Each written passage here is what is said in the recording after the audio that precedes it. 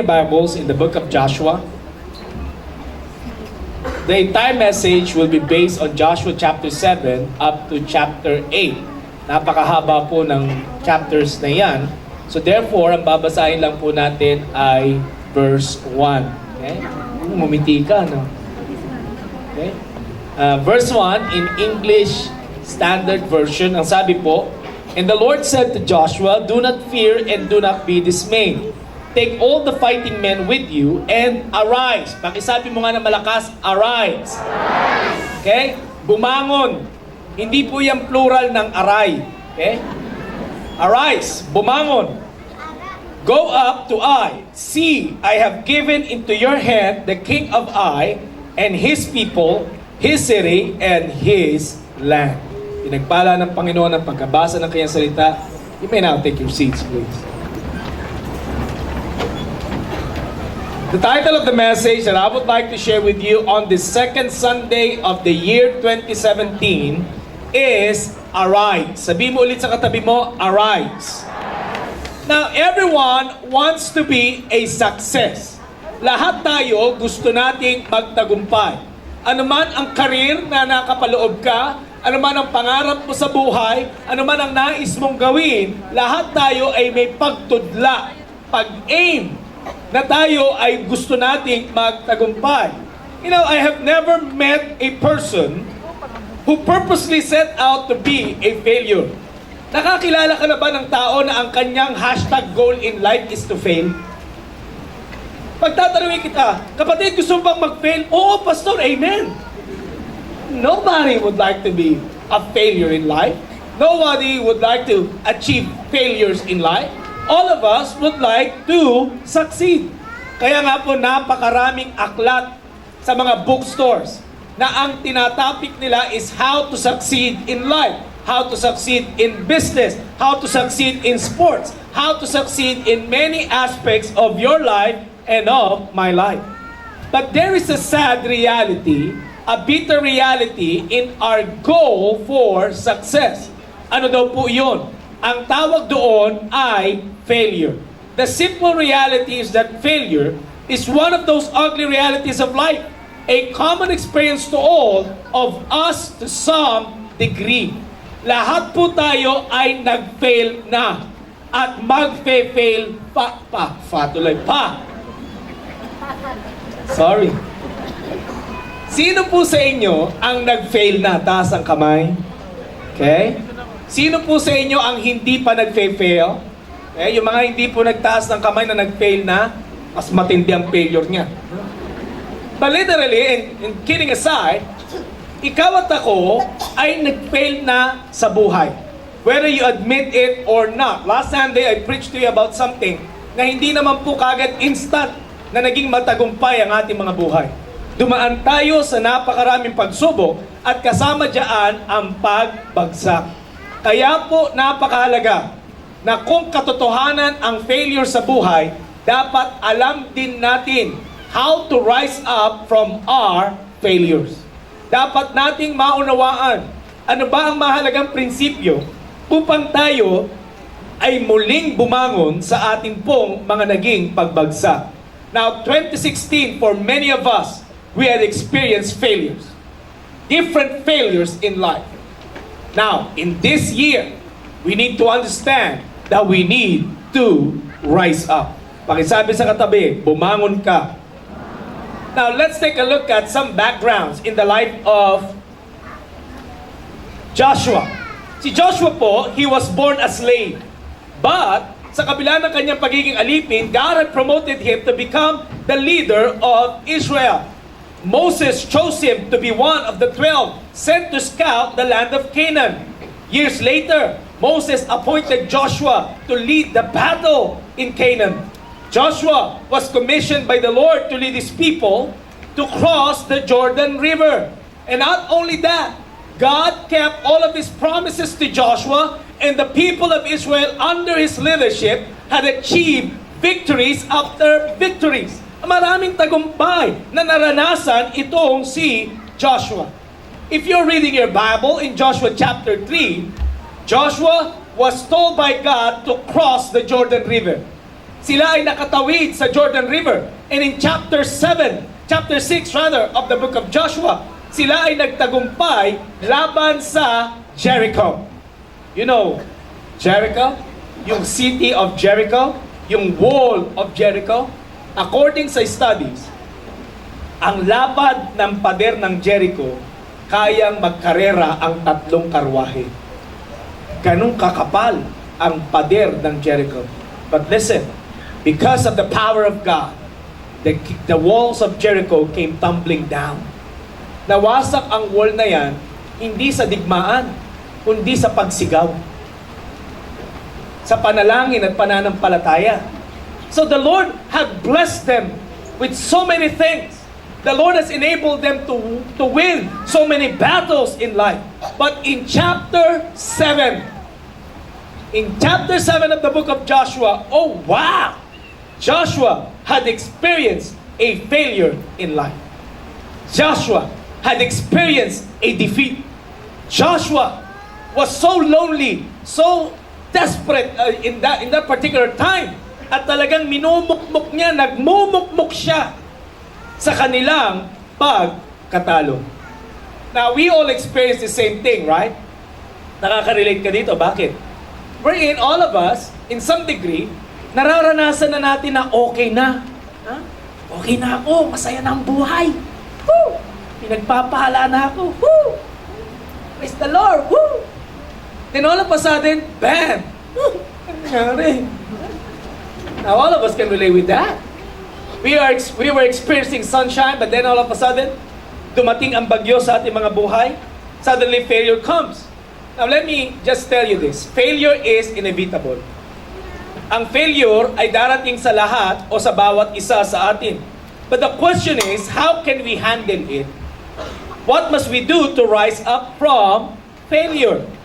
Now, in this verse that we read a while ago, like what I said, Joshua was having a pity party. Naaawa siya sa kanyang sarili. Nagmumukmuk siya. Naranasan niyo na bang magmukmuk? Ha? O sige, wala nang taasan ng kamay. Yung tingin na lang. Naranasan mo na ba magmukmuk? Now, in one way or another, we had experienced that. Hindi mo malaman kung anong gagawin mo. Alam mo, parang ang bata na, bakit? Yun yung kalagayan ni Joshua. Ha? Pero nung nakita siya ng Panginoon na nagmumukmok, anong sabi sa kanya ni Lord? Uy, kumangon ka nga dyan. Take your fighting men with you.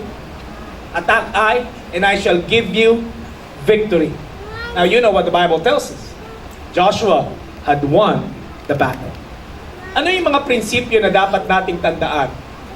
Kung paanong mula sa ating pong pagbagsak, ay muli tayong makabangon. Ano yung mga prinsipyong dapat nating maunawaan coming from the experience of Joshua on how we can turn our failures into victories? Number 1, stop blaming and questioning God. Sabi nga sa katabi mo, huwag mong sisihin si Lord. Alam ko ang 3:00 nakakaantok. Pero huwag kang mag-alala. Napagtagumpayan ko na yung 1:00. Pwede sa 1:00, pati yung preacher matulog eh. No? Sabihin mo ulit sa katabi mo, huwag mo sisihin si Lord.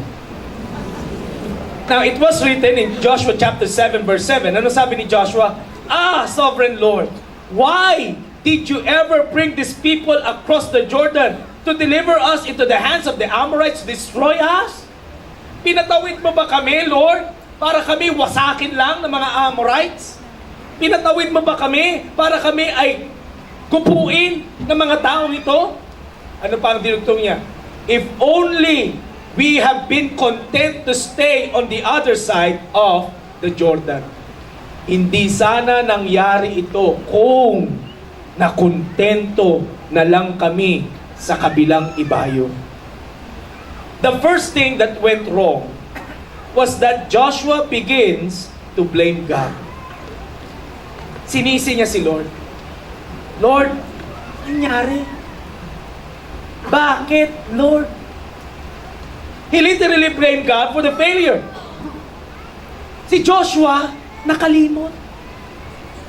Just because of this one failure, Joshua had forgotten all the good things that the Lord has done in his life and in the lives of all the Israelites. Nakalimutan ni Joshua na sila'y mga alipin in the land of Egypt. God sent Moses to deliver them from slavery. In the time of Moses, Joshua firsthand had witnessed how the parted the Red Sea. Joshua firsthand had experienced and have seen how the Lord fed them with manna and with quail. Mismong si Joshua, na-experience niya kung paano sila pinainom ng tubig ng Diyos mula sa disyerto, mula sa bato. Joshua himself had experienced how they had crossed the Jordan River. Joshua was enabled by God to conquer the mighty Jericho and so much more. Nung sila'y nagtatagumpay, nagdidiwang sila. Alam niyo po mga Israelita, pag nagtatagumpay sila, they dance, they sing, they eat. They were celebrating, hallelujah! Sayaw-sayaw! But just this one failure, one defeat, makikita mo si Joshua ngayon, matapos ng lahat ng tagumpay, walang ibang sinisi kundi si Lord. Alam mo kung saan ako papunta? Sounds familiar, right? Pakisabi sa katabi mo, familiar to. Bakit? This sounds so much like a lot of people, even Christians today. Kapag ka pinagpapala ni Lord, hallelujah! Give na give. You are my freedom. Alam pakialam yan sa katabi, Jesus, aray! Jesus. Talagang nagtiriwang, umaawit, gigil na gigil, nakangiti. Dati hindi naman pala kamay. Nung puspos ng pagpapala, lahat ng makasalubong, God bless you. Excited. Kasi puno-puno ng pagpapala eh. Laging present sa church. Laging nasa church. 1 p.m. pa lang, nandito na siya. Atin siya ng 3. Ayaw mo ubusan ng bangko. Active, hindi nalele. Anak ko, dumaan sa pagsubok. Nagkaroon ng failure. Dumaan sa bagyo. Ay nako, one bad situation, one obstacle stands in our way, one failure. Anong nangyari? We forgot all that God has done for us. Nakalimot na. Nung una, punong-punong pagpapala, praise the Lord. Nung may pagsubok na, Lord, bakit? Puro na reklamo, puro na sisi. Lord, kung hindi mo ginawa to, kung hindi mo siya pinakilala sa akin. Relate much? Kung walang ganito, di walang sanang nangyari. Masama sa buhay ko. We complain. We blame God. Pero nakakalimutan na natin, kapatid. Bago pa dumating ang pagbagsak mo, marami ng mabuting bagay na ginawa si Lord sa atin. Nakakalimutan natin that we deserve to die. We deserve to go to hell. But because of Jesus, we were saved. Amen? Nakakalimutan natin kung paano nag-provide si Lord sa mga buhay natin noon. Nakalimutan na natin kung paano tayo pinagaling ng Panginoon noon. Nakalimutan na natin na imposible ang sitwasyon mo noon, pero ginawang posible ng Panginoon ngayon. Nakalimutan na natin na prinomote ka ni Lord. Nakalimutan mo na kung paano in-expand ni Lord ang territory mo. Nakalimutan mo na kung paano pinalawak ng Diyos ang negosyo mo. Nakalimutan mo na kung paano mo nakamit ang lahat ng kayamanan na nasa kamay mo ngayon. Nakalimutan na natin dahil lang sa isang pagbagsak. Ang tao madaling makalimot.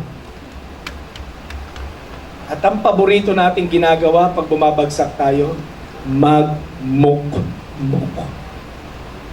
Nakapanood natin ng teleserye, mga damdamin natin lagi, God, you don't love me. Lord, siguro hindi mo ako mahal. Kasi kung mahal mo ako, hindi mo hahayaang mangyari ito. Mahal ka nga ni Lord eh. Kasi bakit? Magpasalamat ka, hindi lahat ng prayer natin dinidinig ni Lord. Kasi yung mga gusto natin, madalas ikapapahamak natin. Amen? Pakisabi nga sa katabi, tumino ka.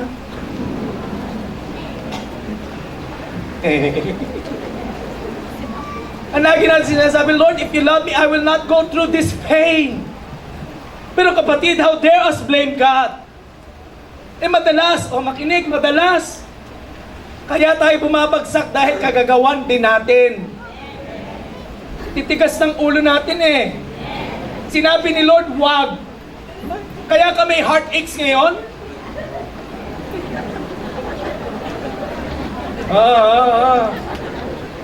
Kaya ka may heartaches ngayon, bakit? Sinabi kasing hindi siya. Alam mo nang hindi mananampalataya, tigas ng ulo mo eh. Hindi, pastor, nadadala ko naman siya sa church. Nadadala mo. Nadadala mo siya physically. O makinig ka ha, practical to. Lalo na, daming kabataan dito. Nadadala mo siya physically, mentally absent. Alam mo, pinagbibigyan ka lang niya. Naranasan ko yun eh.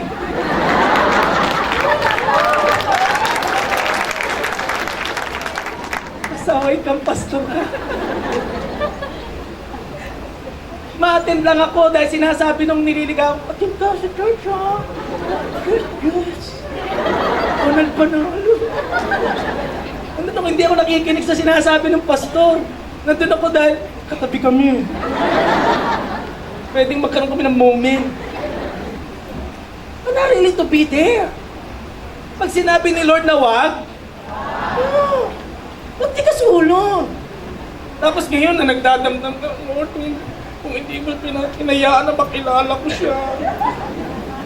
Sakit, Lord.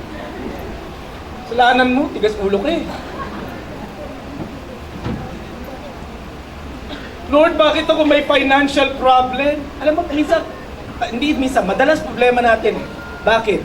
Sinasabi ng Panginoon na magtapat tayo sa pagkakaloob.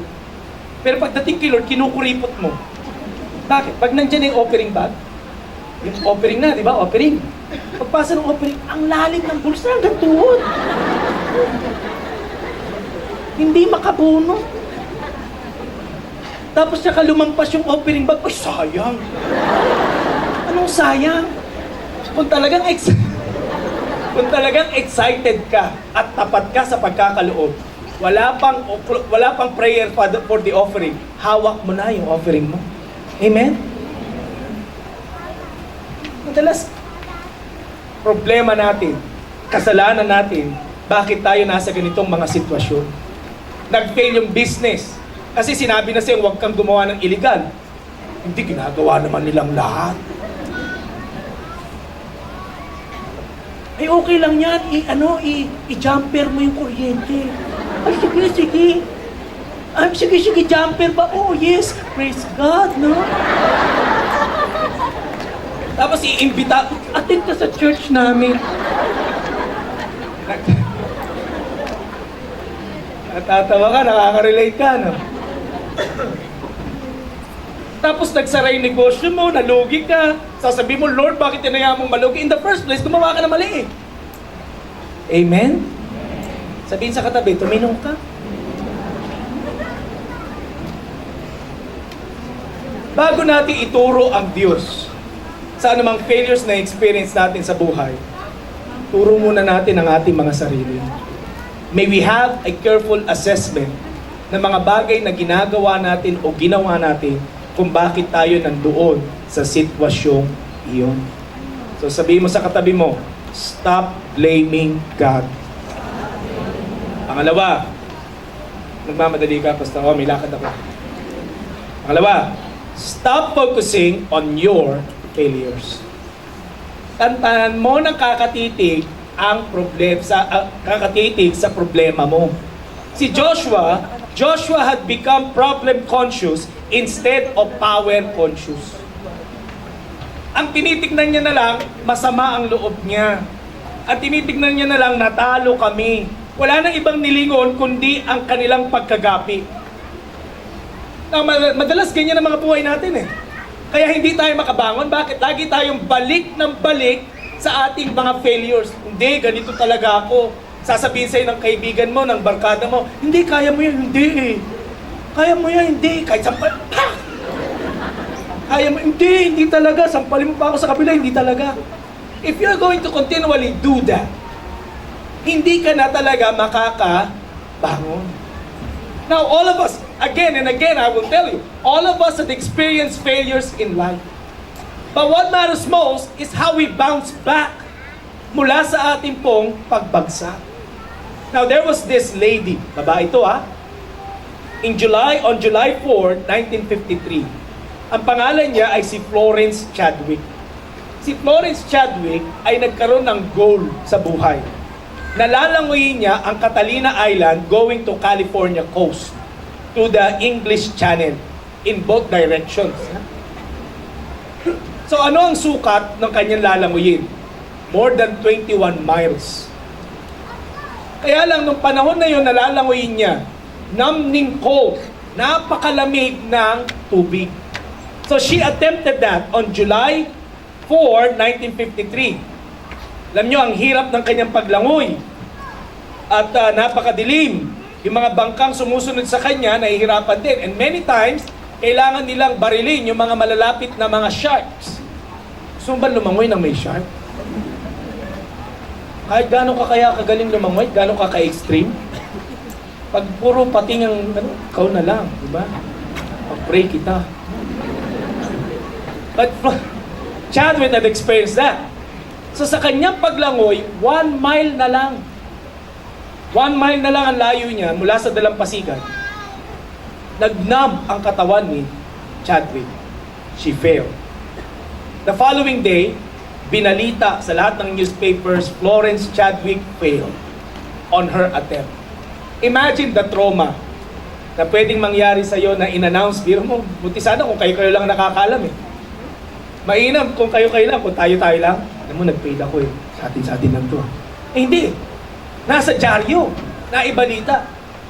Pero alam niyo mga kapatid, after 2 months, Florence Chadwick set a new record. Nilangoy niya ang Catalina Island going to the California coast sa pinakamabilis na oras. At siya ang kauna-unahang babaeng gumawa ng record na yan. When she was asked, nang tinanong siya, Florence, you failed once. Paano mo nagawang pagtagumpay? She said, I stopped focusing on my failure and began to believe that I can achieve my goal. Pakisabi sa katabi, tigilan mo na. Tigilan mo na ang kakatingin ng kakatingin sa failure mo. Snap out focusing to your failure. Kahit titigan mo nang titigan yan, wala nang mangyayari dyan. Natatanda mo yung sabi ko sa'yo? Kapag bumangga yung kotse mo, nawasak, kahit ilay hands mo, hindi babalik yun.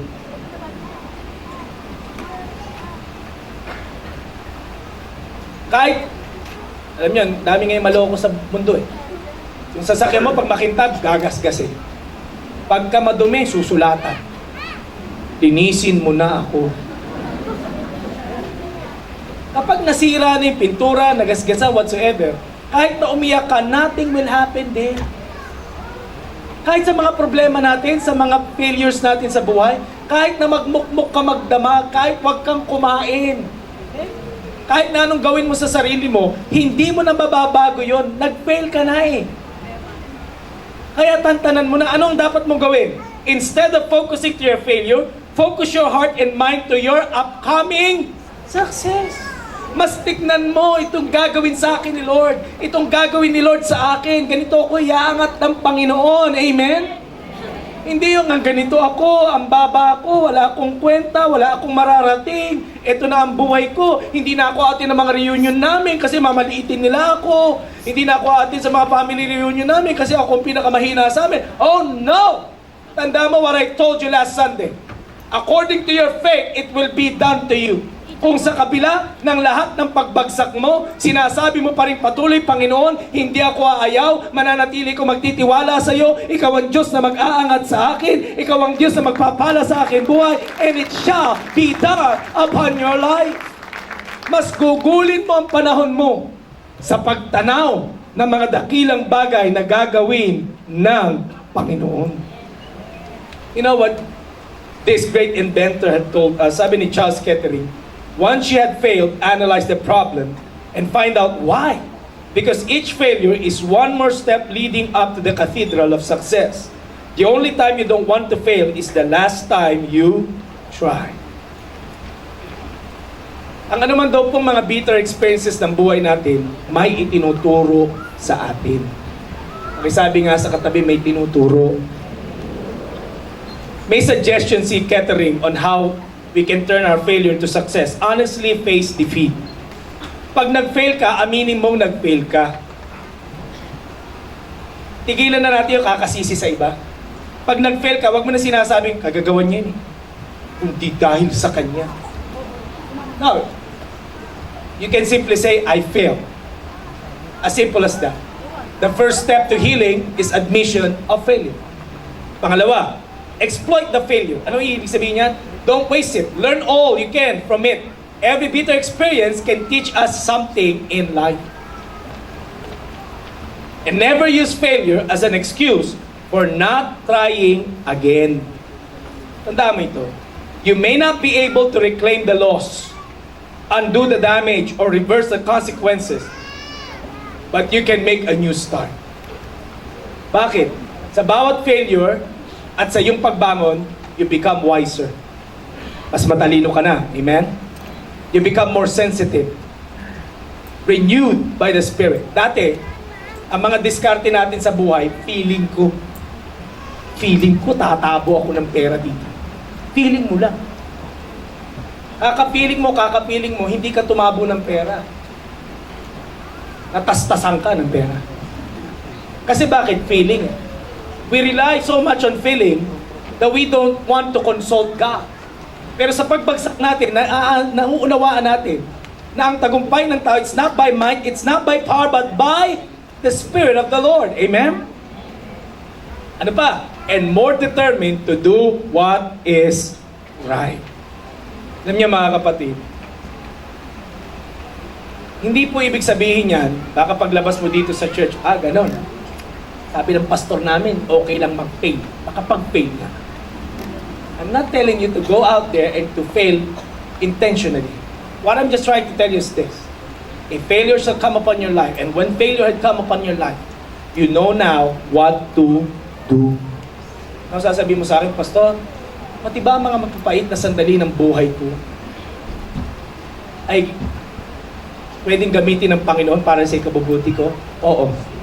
Anong sabi ng Bible? Everything work out for good to those who love Him. Love God. Okay? Kayang paglakip-lakipin ng Panginoon ang lahat ng bagay. Lahat hindi ilan. Lahat ng bagay para sa ikabubuti ng bawat isa sa atin.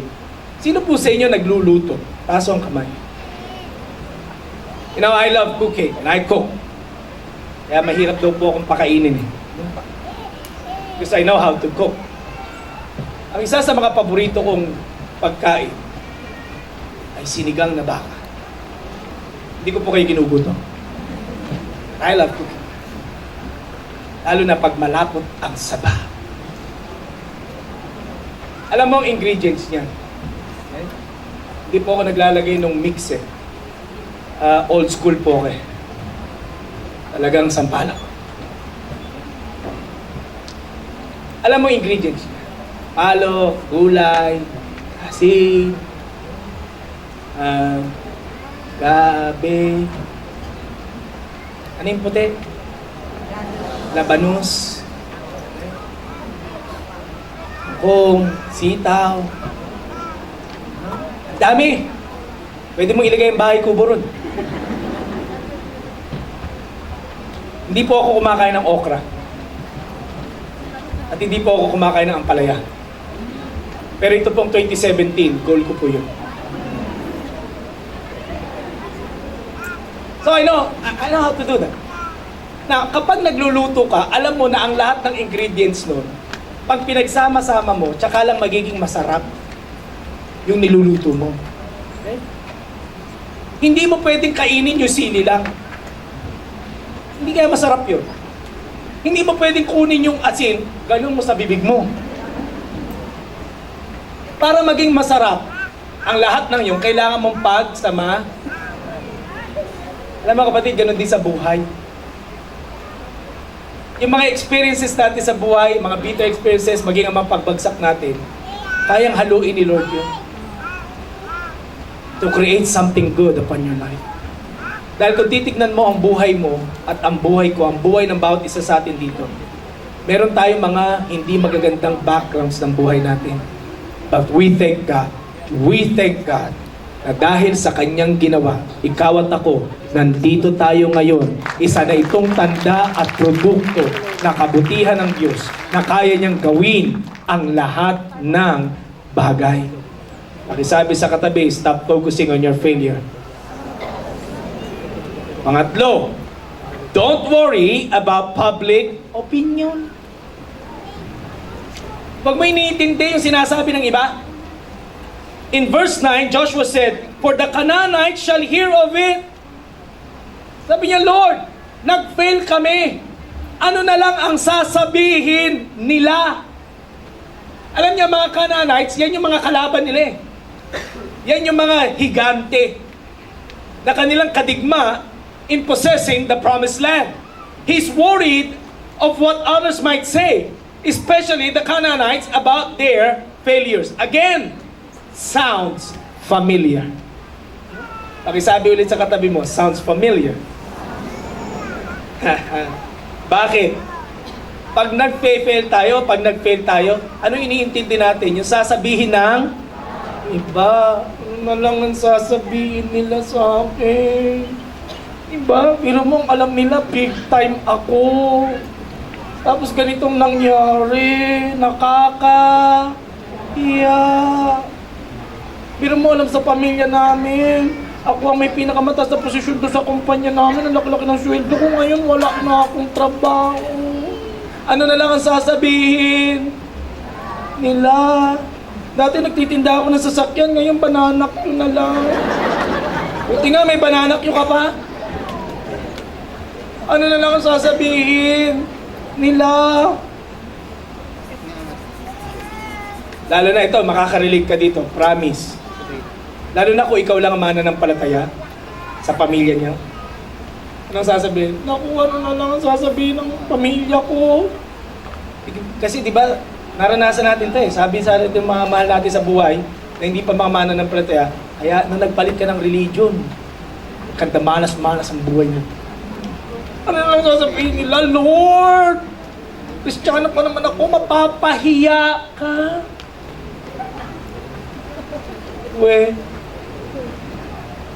Minsan ginagawa nating spiritual na ang sinasangkalan pa natin si Lord, ano na lang sasabihin nila sa iyo? Pinagyayabang ko pa naman that you are a powerful God. Tapos ganito, Lord, wow!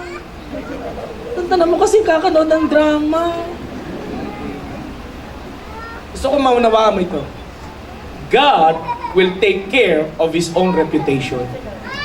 Huwag mong pakialaman kung paano didepensahan ni Lord ang kanyang reputasyon. Gusto kong maunawaan mo na since the beginning of time, God is God. At mananatiling ang Diyos ay makapangyarihang Diyos. Hindi niya kailangan ang tulong mo o ang tulong ko para iangat ang kanyang pangalan. Amen? Kaya anong dapat mong gawin? Huwag mong intindihin ang sasabihin nila. Pakisabi nga sa katabi, huwag mo intindihin. Lalo na kung puro lang negatibo. Alam niyo, may mga taong masaya, ay hindi sila masaya pag nagtatagumpay ka. Pag nagtatagumpay ka, hindi sila masaya. May mga tao naman na ang saya-saya pag bumagsak ka. Sabi na, buti nga sa'yo. They are so happy when you're failing. Nakakilala ka na ba ng ganyan tao? Alam mo kapatid, Kung may mga ganyan man tao nakapalibot sa buhay natin na masaya sila pag bumabagsak ka, huwag kang mawalan ng tiwala sa Panginoon. Bakit? Anong sabi ng Bible? Gaano man karami ang pagbagsak mo, ganun din karami ang panahon na kaya kang ibangon ng ating Panginoon. Hallelujah! Instead of listening to the negative opinion of people, listen to the voice of God. Do you remember David? I like the story of David. Si David, inutusan ng tatay niyang si Jesse na pumunta sa kampo para bigyan ng pagkain ang kanyang mga kapatid dahil sundalo sila. Nung pumunta si David doon, may nakita siyang damulag. Higante. Ba na ako? Higante. Higante. Nakita niya yung higante. Ang sabi ng Bible, ang sabi ng mga scholars, ang height ni Goliath, 8 feet to 9 feet tall. Nakakita na ba kayo ng ganong kalaking? Kanina, nung 7 o'clock service, ang guest natin, ang height niya, 6'3". 300 pounds na lalaki. Yung ulo niya, yung anin ng ulo niya, tumatama sa projector. Sa tangkad. 6'3" pa lang yun. Sabi ng scholars, 8 to 9 feet tall si Goliath. So ito yung nakita ni David. Nakita niya na tinutokso, niloloko ni Goliath ang sundalo ng Israel. Kapag ka nakalinya sila, ginagawa niya, ginugulat niya. So anong sabi ng Bible? Nagtatakbuhan. Papalayo yung mga sundalo. Kasama si Saul. Kasama yung hari. Baka nga yung hari pa nauna. Anong hamon ni Goliath? Kung sino ang kampiyon ninyo, siya ang ilaban niyo sa akin. Pag natalo ako, magiging alipin kami ng Israel habang buhay. Pag kayo ang natalo, kayo ang magiging alipin namin habang buhay. Alam niyo, in the ancient war, ganun ang kanilang ginagawa. Nung narinig ni David yun, sabi ni David, sino ba to? Na nililibak niya ang sundalo ng kataas-taasang Diyos. Narinig siya ng kuya niya. Sabi ng kuya, huh? Ba't ka nandito? Sinabi ko na nga ba mayabang ka. Iniwanan mo yung mga alaga natin, kakaunti na nga lang. Umuwi ka. Nakinig ba si David? Umalis. Narinig niya ulit si Goliath. Inulit niya na naman yung sinabi niya. Naku, nabalitaan ni Saul na mayroong paslit na may kaangasan. Pinatawag ni Saul si David. Pinaharap sa kanya. Narinig ko parang hinahamon mo yung damulag ah. Sabi ni Saul sa kanya, ito, si Goliath, magmula bata, mandirigma. Ikaw, bata ka lang.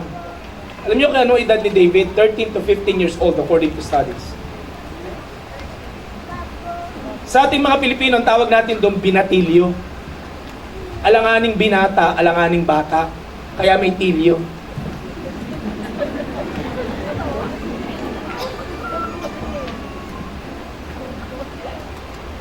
Ikaw, paslit ka lang, hindi mo kaya. Anong sagot ni David? Nakinig ba siya kay Saul? Nung narinig niya ba si Saul na hindi mo kaya? Opo, sige po. Pasensya na po, nabigla lang. No, he did not say that. Anong sagot ni David? Hari, ang Diyos na nag-iingat sa akin mula sa mga kuko na mababangis na hayop ay siya ring Diyos na magliligtas sa akin sa higanting yan. Sa Pilisteyong yan. Okay, grinan. Sige, laban. Si David kumuha ng bato. 5. Ano ang kanyang pinanlaban? Anong tinidor? Tirador. Ang bihira. Kaka-stumble. Tirador. Nung humarap siya kay Goliath, naglaban ba kagad? Wala. May tokis muna. May linya. Anong sabi ni Goliath sa kanya? Oy! Ano ako, aso? Pumupunta ka sa akin, ganyan ang armas mo. Tirador ang gamit mo. Sabi niya, tinakot niya si David.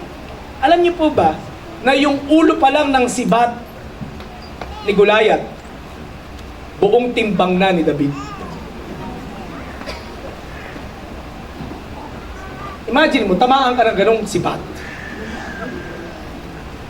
Baka nag-split yung katawan mo. Anong sabi ni David?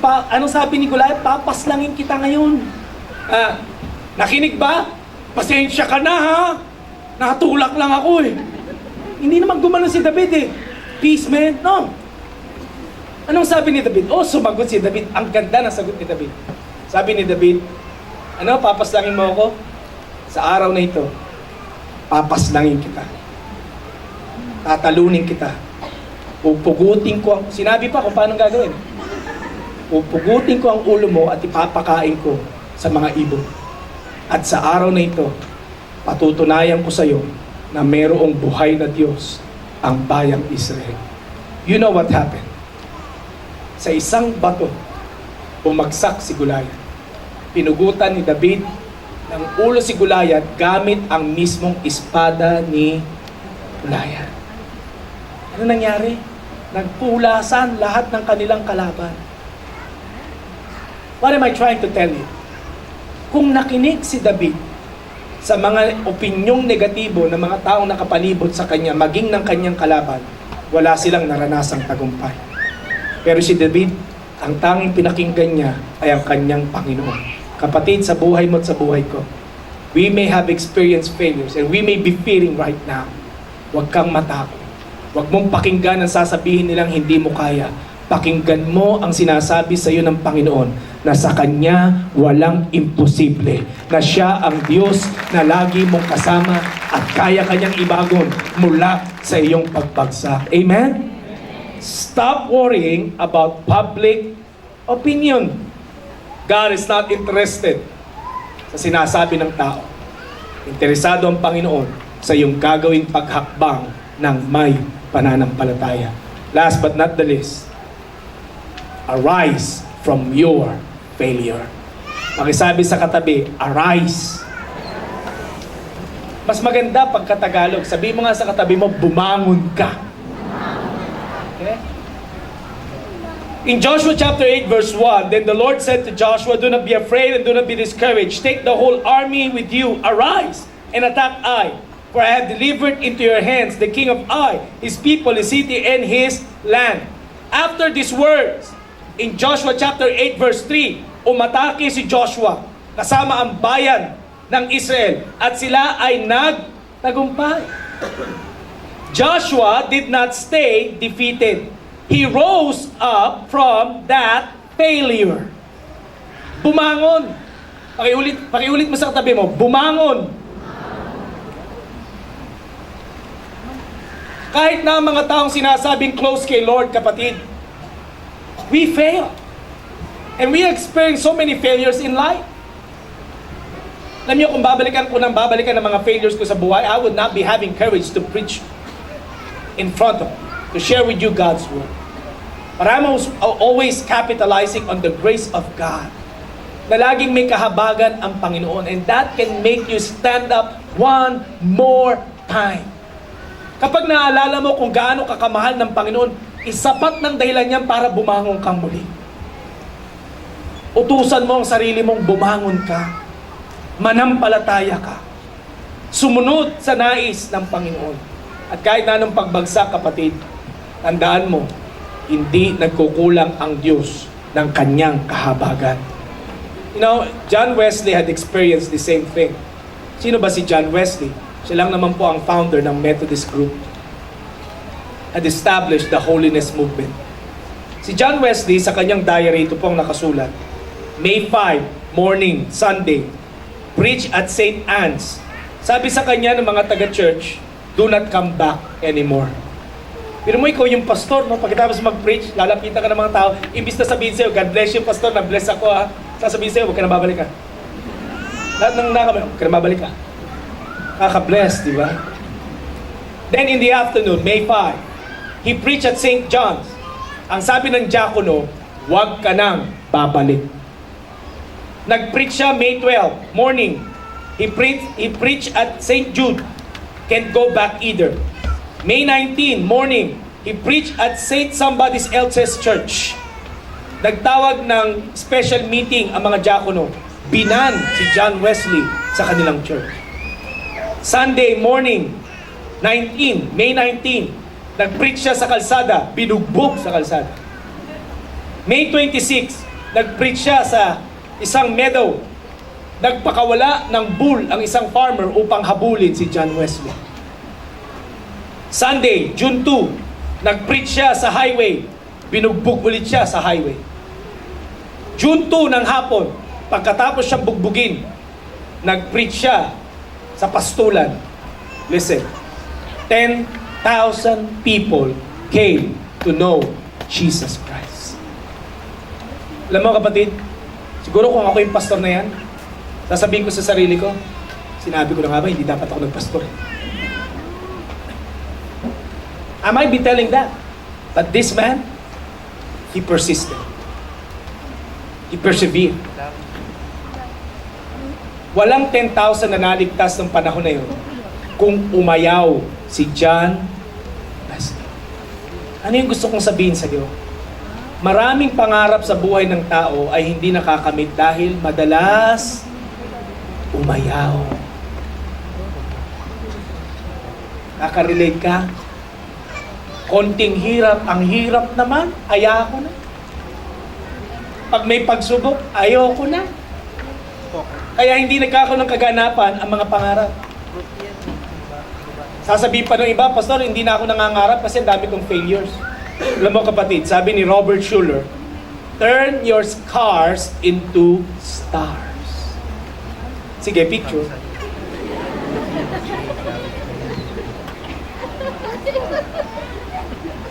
Okay na? Ano daw po ang sugat o galos, peklat na naranasan natin sa mga pagbagsak natin ay pwede daw po nating gawing bituin ng ating pong mga buhay. Palatandaan kung paanong sa kabila ng mga pagbagsak ay naging tapat ang ating pong Panginoon. Bakit pwede mong gawing stars ang scars mo? Why? Because there is never a shortage of any kind with God. Kailanman hindi nagkukulang si Lord. Ang pagpapala ni Lord hindi kapos. Amen? Hindi bitin si Lord. Hindi nagtitipid si Lord. For example, ang hangin na ating hinihinga. Sino sa inyo humihinga ng every other day? Makahinga ng marami ngayong linggo. Kasi bukas di ako hingi. There's never shortage with God. Sa Diyos walang kulang. Walang bitin na pagpapala ang Panginoon. Kaya anuman ang kalagayan mo o anuman pagbagsak na nangyari sa iyo, pwede kang manampalataya that God will supply your need. God can make a way when there seems to be no way. The events that appear to be failures in lives can actually bring us to greater success. Ano lang ang dapat nating gawin? Refuse to give up. Pakisabi sa katabi, huwag kang susuko. Ano man ang hamon na kinakarap mo, ano man pagbagsak ang pinanggalingan mo, huwag kang susuko. Huwag kang aayaw. If you refuse to give up and hold on to the promises of God, let me tell you, victory is on its way. Success is on its way. God will bring you strength and power and anointing upon your life. Huwag ka lang umayaw. Pakisabi sa katabi, huwag umayaw. Now let me just close this message with this word because I need to go. Paano natin magagawang positive ang negative situation ng buhay natin? I want you to read this. When we reach the end of ourselves and think there is nothing left in us to face, the circumstances of life, when we cannot see anything else that can be done to end the crisis, when there is no understanding of what to do or which way to turn, when our ship of finances, relationship or marriage, business or ministry is going down and it seems about to sink, when we seem to be alone, naked, stripped of everything, The good news is, sabay-sabay nating isigaw, God is faithful. Again, God is faithful. Ano man ang nangyari sa buhay mo, huwag mong kakalimutang tapat ang ating Panginoon. Amen? Hallelujah! God never fails. God never quits. God never ends anything on a negative.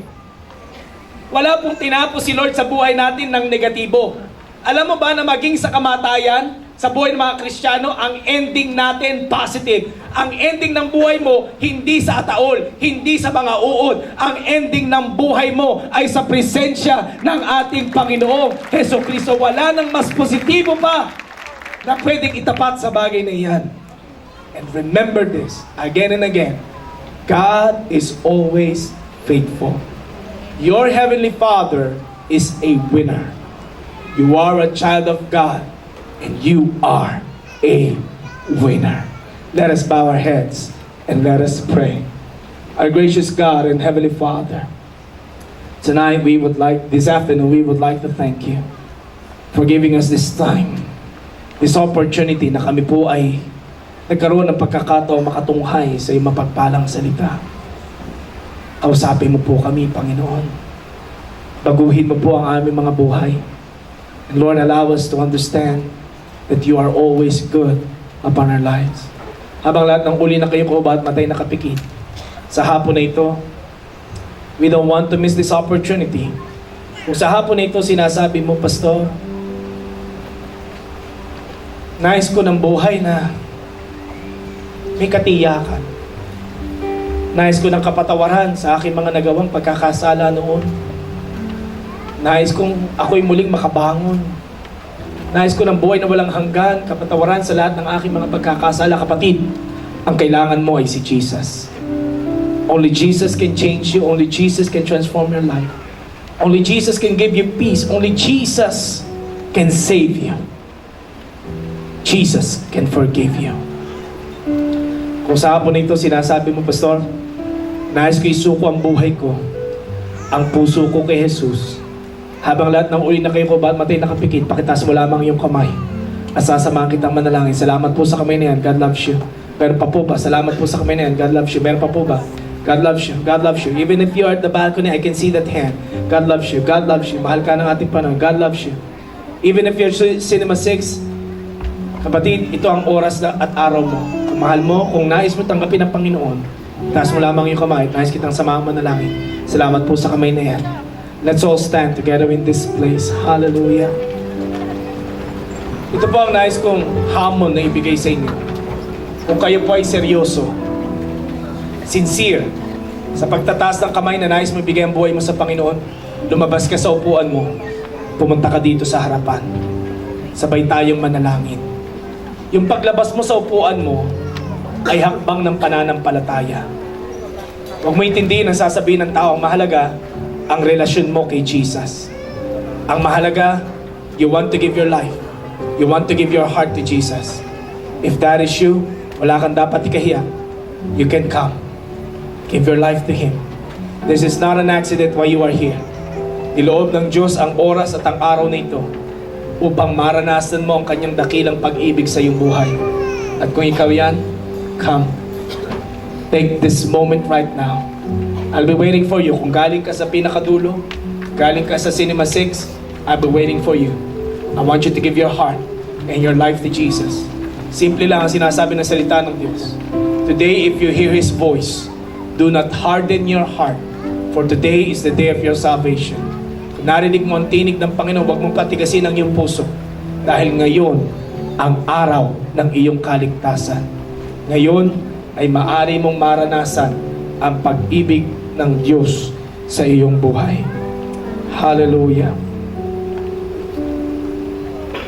Praise God.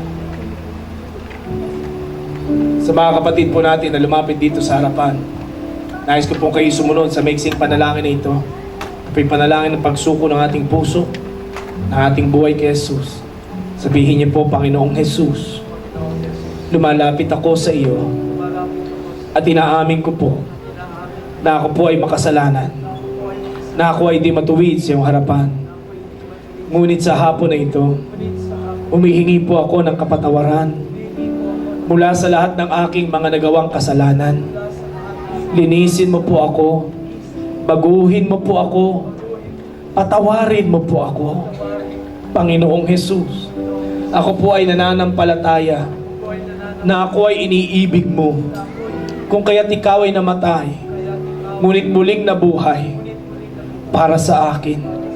Sa oras na ito, tinatanggap kita sa aking puso, sa aking buhay, bilang aking Panginoon at sariling tagapagligtas. Magmula po sa araw na ito, isinusuko ko sa iyo ang aking buhay. Salamat po, Panginoong Jesus, sa pagpapatawad mo sa akin. Salamat po, Panginoong Jesus, sa buhay na walang hanggan. At salamat po sa mga pagpapala mo na ipagkakaloob sa akin. Salamat po muli. Amen. Alam niyo po ang sabi ng Biblia, kung sino man ang makipagkaisa kay Kristo ay bago ng nilalang. We welcome you to the family of God. Palakpakan po natin sila sa ating Panginoon. Hallelujah.